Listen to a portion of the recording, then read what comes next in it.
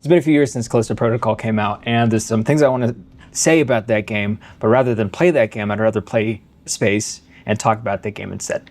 So, here we are. There's a couple reasons why the Callisto Protocol did not do well. And as the spiritual successor to Space, I think it's fair game that we can compare the two. Honestly, the biggest problem that Callisto Protocol had was the gameplay. I think the thing that made Space so scary was that Isaac Clarke was melee ranged. So if you had enemies at a distance, you're totally fine, but as soon as they got up close, that's where you started to get into trouble.